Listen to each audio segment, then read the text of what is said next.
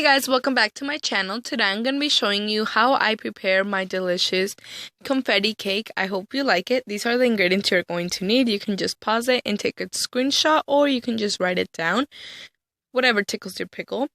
And so the first thing you want to do is actually grab your flour, baking soda, and baking powder. You're just going to sift it and just mix it around with your spatula, just so everything's combined. And then I have here my butter, and I'm just going to beat it. You might see in this recipe that I'm using a little more than what I said in the beginning of the video, where all the measurements popped up, but it's because I doubled the recipe, because I am going to need more, just that I'm making a two-layer cake. I don't know how you guys call it. And so you just want to beat it till it's light, till it turns like a lighter color and it's more fluffy. I do know that in Australia they make it more yellow, so you definitely want to beat more just so it lightens color and just gets a little fluffier. And so once it is at that stage, I add my sugar and I just combine till I can't feel the sugar granules. And then one by one, I'm going to be adding an egg, and I just like to incorporate it well, because I do feel like at this point right here, if you beat it well, you will have a nice fluffy, soft cake. So yeah, I take this part very important, I would say so. And then once I added all my eggs in, I'm going to add my vanilla extract. You might see like it looks kind of weird, like when you add the vanilla extract, but believe me, everything's okay. Once you add the flour, everything will be okay. And so I'm going to start with dry and end with dry. It's very important that you end with dry.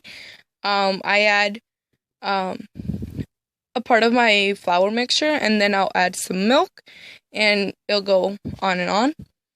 I just mix till it's incorporated. At this point, when you start adding dry ingredients, you really don't want to overmix. It will make a huge difference because it will make your cakes hard and not fluffy. So then, with the 2 egg whites that I mentioned in the beginning of the video, you're just going to whip them up till it's into stiff peaks, and you're going to just fold it into your batter. I'm just using a handheld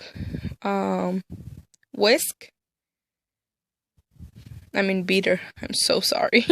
I don't know what I was thinking. So I'm just gonna fold them in. You really don't want to deflate your egg whites, and if you do it by hand, then you really worked your butt off. At this point, it does get kind of heavy. It's okay if your cake batter it is a little on the thicker side. It's completely fine. Then I'm gonna add my sprinkles, and I'm just going to fold it in, and just until it's incorporated. Like I said, you really don't want to overmix. It's very crucial when you're making any type of bread to not overmix a cake or whatever. And so yeah, you can add as many sprinkles as you like. I think half a cup is more than fine, I guess, to add it into your batter. And I'm just going to divide it among 4 cake pans. 2 of them are 9.5 inch pan, and then the other ones are 8 inch cake pans. But yeah, this is I really like this cake, especially around this time that we're getting more into the summer. But I really do like it for birthdays, for kids party, more specific. I don't know, the sprinkles just make everything look like a party, if you would say so. And just with this small little spatula, I'm kind of smoothing it out. And then you just want to hit your pans a little to take out any air bubbles that might be stuck in there, because you don't want that while you bake it. You want to bake it for 350 degrees Fahrenheit for 25 to 30 minutes. I left mine in 40 minutes, but that's because I had more. And when you add more cake pans into your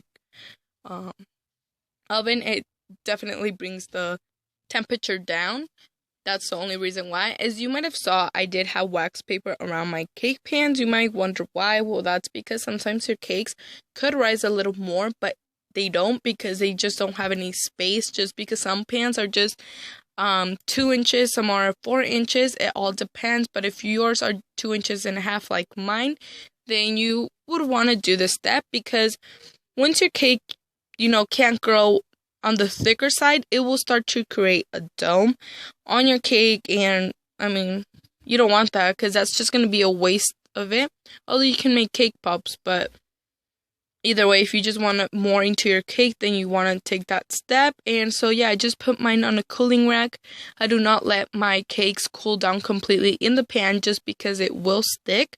I grease my pans with Pam, and I just put a round circle of wax paper, depending on the size of my cakes. But yeah, I really hope you guys like this recipe. If you did, make sure to give it a thumbs up and subscribe to my YouTube channel for many more recipes. And I'll see you guys next time. Bye-bye.